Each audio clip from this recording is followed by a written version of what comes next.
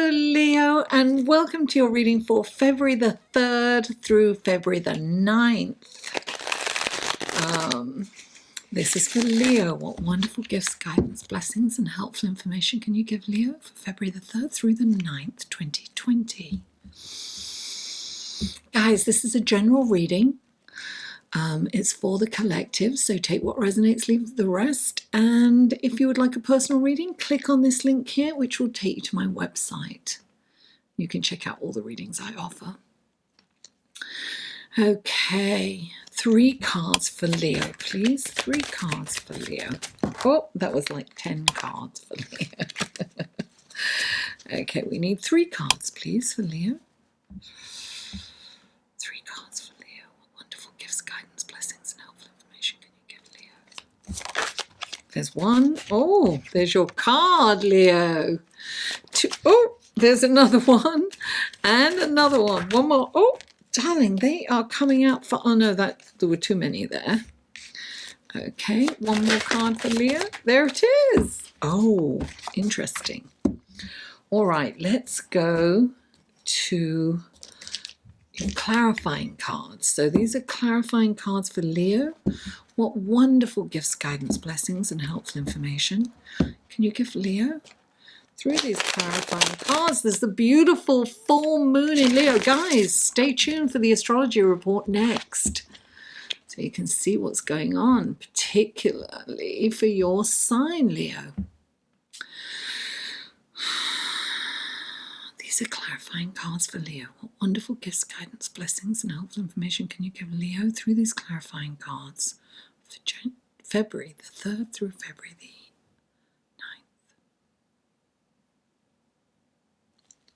9th? Please clarify. Oh, 2 cards came out for that. Please clarify.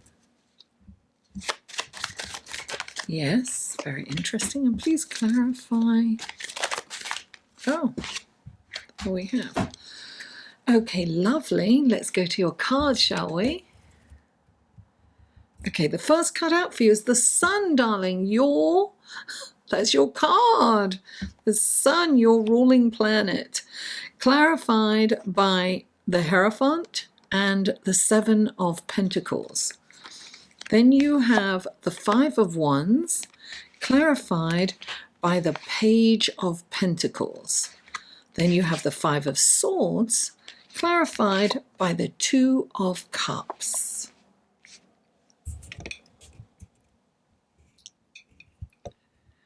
So the Sun, darling. Oops, let me put that up a bit. The Sun, look, this is a child on a white horse. It's purity, childlike. It's wonderful, joyous energy. So when the Sun card comes up, it's like, allow your inner child to come out and play. Be the child. Shine your light on everyone, because this full moon is really a beautiful energy, and it is trine to Mars. It can translate as passion. And there's 2 sides to passion, right? But anyway, I digress. Stay tuned for the Astrology Report after, so you can really understand what's going on astrologically. So the Sun is a beautiful, beautiful card. This is kind of karmic, so you really want to be heart-centered and joyous. Put your heart out there, put a smile on your face, because that's contagious, right? Now you have 2 cards clarifying it. One is the Hierophant, so it's saying, because the Sun, this can be ego too. So we want to really be spiritually oriented during this time. We don't want ego to come into it. I mean, our ego's there, but we want to temper that, right? And so we need to be spiritually based. This is saying go back to your belief system, trust and have faith that everything is happening the way it's supposed to happen. Now, what's interesting, what's right next to this and also clarifying the Sun, is the 7 of Pentacles. The 7 of Pentacles is about looking at all the actions that you have taken, and are you getting back so look at what you're getting back for the effort that you've put into it. Does that warrant that what you've reaped from what you've sown, is that worth it? Do you need to tweak it a little? Are you overdoing something? Are you underdoing something? It's all about going back and taking a look at the books and seeing where you can improve things. It's also saying that maybe it's time to reinvest, Sorry about that noise. Yeah. This is a time to perhaps reinvest.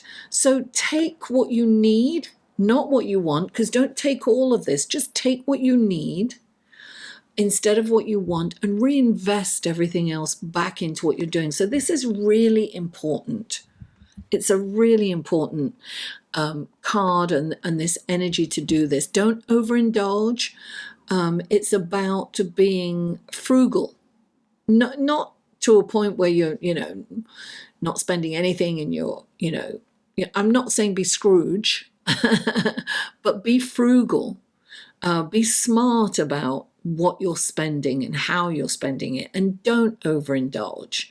That's a tendency. Leos love to overindulge, so rein that in and reinvest in yourself, because later on it's going to pay out tenfold for you. And trust that things are going to really work out for you. Don't, be careful. Be frugal. That's what I'm getting, the word frugal. Now, the next card out for you is the Five of Wands. And when the Five of Wands comes into a reading, right, it's like bickering. It can be, it's kind of an argument. It's probably at work. It's wands. It's usually at work. It can be at home, but it's usually with a group of people all saying something at the same time and no one hearing anyone else. So I am getting that you need to listen, but I really think that you can facilitate an environment where everyone can be heard. And in doing so, you will be rewarded. I always say this card is one of those situations where you kind of don't want to deal with it. And it's easier not to deal with it. Sometimes it feels like, oh, I can't be, as they say in England, I can't be asked. I can't be bothered, I don't want to deal with that. But this is really important for you to handle this. And if it's at work, you will be recognized for your conflict resolution skills or your problem solving skills, or, a team leader. And it's not about being the boss or being dogmatic. It's definitely not about that. It's about being a team player as well.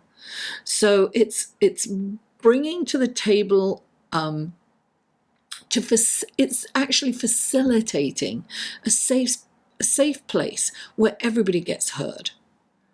And so it's, in a way, it's leading, but it's not being a boss. It's not being bossy. It's suggesting that, look, we all have a time to say, it's being creative and diplomatic. So definitely whatever's going on here, handle it. Now, clarifying it is the Page of Pentacles. So this is an opportunity. There's always an opportunity when this card comes in. This is an opportunity to further your career, for the next phase of your life, to set up. You'll get notice for handling this in a diplomatic and creative way. You will really get notice for that. And so this is the Page of Pentacles. It's about getting that opportunity, right? This isn't, it's about dealing with this with a really creative idea and taking action on it. Maybe you've been thinking about handling this kind of thing at work or with your team. Maybe it's time to put it into action. It's time to take that. It's time to move on to the next phase of your life, Leo. And you are a natural born leader, but this is about being a team, a part of a team. So almost like a team leader, right? Now, the next card out for you is the Five of Swords. And the Five of Swords is about it's really about this kind of argument turning into this, and it's like, to win the argument you insult someone, or you're condescending, or you're dogmatic, or and it humiliates people. But this is about, look, this is the moth. It's about being wise. It's about this is about not allowing other people to fall, because when this card comes in, if you handle this in the way that Five of Swords is handled, it's like you end up alone and nobody wins this argument. It's where the argument turns nasty, and it's almost like a dog with a bone. You won't let it go. And so sometimes I say, let it go and allow the other people to be wrong. You don't have to prove that you're right. You don't have to be right. Just allow them to be wrong.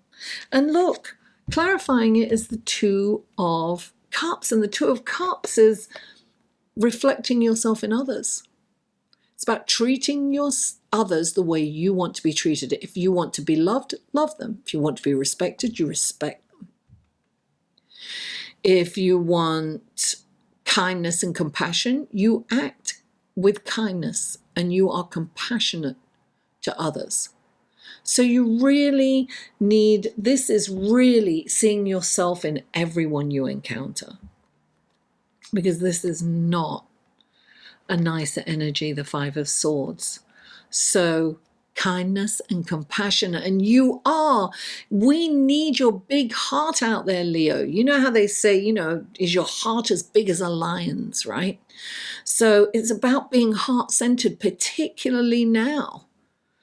We need that heart-centeredness. We need to come out. We need to focus on our similarities, not our differences, right? We need to connect with oneness. We need to be heart-centered. We need to be the best that Leo can be, right? So we need your higher self, your higher calling, Leo, not your shadow side. Leo, thank you so much for tuning in. Please don't forget to like and share and comment. And if you haven't already, subscribe. And listen, stay tuned for the Astrology Report, which is right up next after this. Mwah! I love you all, and I'll see you on the other side. Hello, I'm really glad you stayed to listen to the Astrology Report and to see what's happening in the celestial sky this week, and what a celestial sky we have. Now, on Monday, February the 3rd, Mercury moves into Pisces. Now, Mercury is the planet of communication, intellect, logic, details, right? Facts. And Pisces is quite the opposite to that. Pisces is like creative and dreamy and romantic and poetic. So Mercury in Pisces is thought to be in detriment, and that means at its weakest power. But what Mercury in Pisces does is it gives insight. So the conversations are more pleasant, and it gives insight into somebody's mood, and you can avoid confrontation, and you can have pleasantries, pleasant conversations, sweet, romantic, almost poetic in nature. So it's a wonderful way of communicating and of seeing into somebody's mood and being able to direct a conversation or ideas around that. And it's kind of visionary too, because you can have brilliant ideas on these daydreams. The thing is it's really, it is not detail oriented. So when Mercury is in Pisces, for me, I can go off on tangents, and I put little alarms on my phone to bring me back into the moment, particularly when I need to take care of things, because you can kind of get lost on social media, lose track of time. It's that kind of energy. Now we move on to Friday. February the 7th, and Venus moves into Aries. Now, Venus has been in Pisces, where it's exalted, where it can really, it's the strongest, it can express itself. She can express herself fully, Venus can, right? And think of her in Pisces in this long, flowing chiffon, willowy, romantic gown, right? Blowing in the wind. And then she moves into Aries, and suddenly she's in a rubber red dress and garter belt and stockings and perhaps a whip in her hand. High heels. She's very, aggressive, assertive. She goes after what she wants and she gets it. Venus in Aries is the initiator. So, some of her a male energy comes out and she goes after what she wants. So it's very kind of, think of Mars. It's very kind of sexual, sensual energy. And then on Sunday, February the 8th or 9th, right, depending on where you are, you're going to see this beautiful full moon on the 8th. And it is going to peak at 2:33 a.m. Eastern Standard Time. So that's going to be in the morning, in Europe, and it's going to be earlier, late in the evening in California, on the Pacific Standard Time. So this is a full moon in Leo. Now, full moons are when the moon and the sun are opposite each other, right? So this is, think of, this is about courage. It's about being heart-centered. It's interesting, right? Because the sun is in Aquarius and the moon is in Leo. And at the same time as this beautiful full moon at 20 degrees Leo, it's also right next to a fixed star, which is very kind of Mars-like, and it is trining, the moon is trining Mars. So this brings passion, vigor, energy, sensuality, chemistry. It is, Leo is in the house of romance, fun, excitement, and children and family too. So you get all this energy and this vigor into these relationships, but it's also about helping others, this moon. Now, I will just say that full moons are always kind of a culmination and a releasing, right? They're whatever you've kind of started, good or bad, in the new moon, then it comes to fruition in the full moon. So sometimes where this full moon lands in your chart depends on which area of life it affects. And that brings me to my Facebook group, guys. It's a private Facebook group.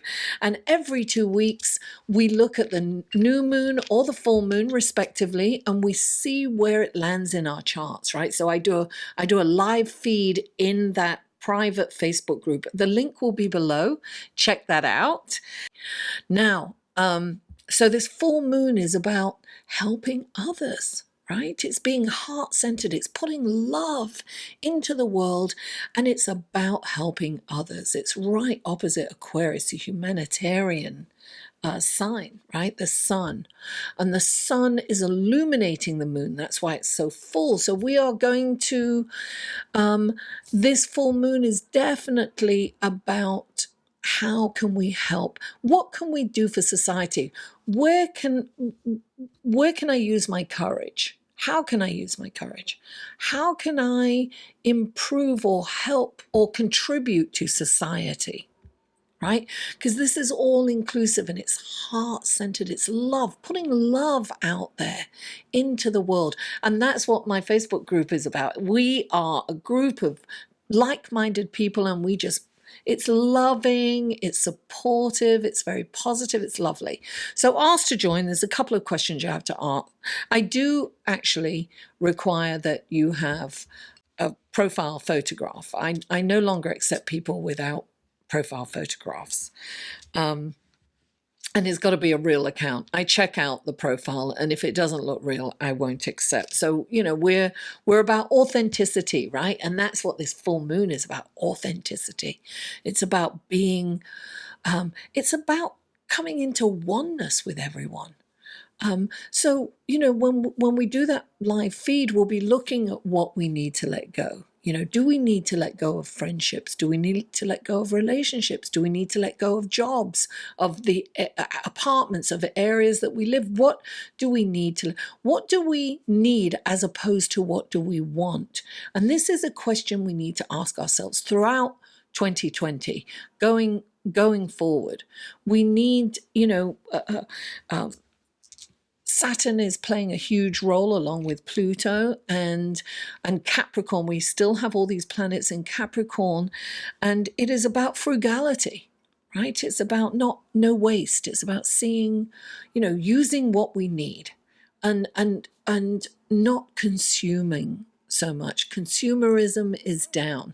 We need to grow personally. We want to expand our awareness and our consciousness into the society at large. We want to focus on our similarities as opposed to our differences. And this is a beautiful full moon in which to connect with people and how we can help others.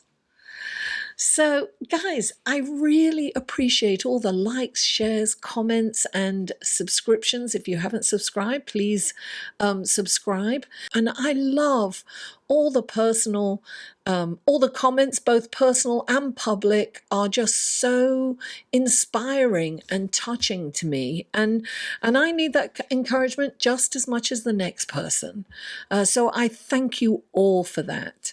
And another way to help me is through Patreon. This is another way to support my channel and help me grow, help me put out more creative content.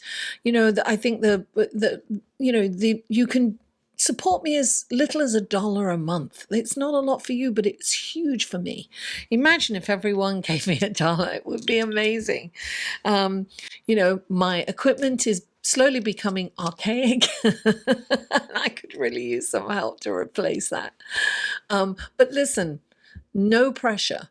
I post things on Patreon that I don't post anywhere else, so it might be worth checking out.